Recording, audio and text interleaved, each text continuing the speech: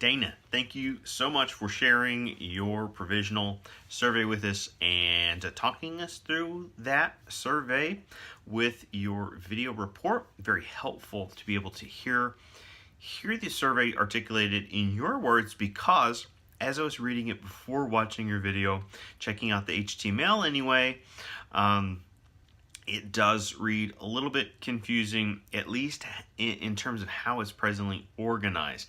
It might be the HTML transfer process versus the document you submitted, but some of the things we're missing are sort of numbers to questions, and so what it was creating for me, just as a blind reader, was not being able to tell what is a response versus what might be text that was incidentally shifted in while changing formats. Okay, and so there's some sort of, the structural look of it needs some assistance, would be first observation. I'm so glad you read that sample question to us. I was needing confirmation on it. I'm gonna say this, let me back up and offer kudos for sense of humor. Okay, there is a place for that. I believe I'm one of those, but I'm also someone that's usually trying to fight for types of changes and alterations that go against the grain a little bit, not a lot. And so I think that it would be confusing in a written form. Any written form that's sent out in a formal way, I think that's very confusing for them, especially if sometimes people that need to go to the library to use things like the internet have fewer resources either at their disposal or less experience maybe in the past, and that's a generalization. So I'm not saying that's everyone, but that's a kind of a statistical consistency.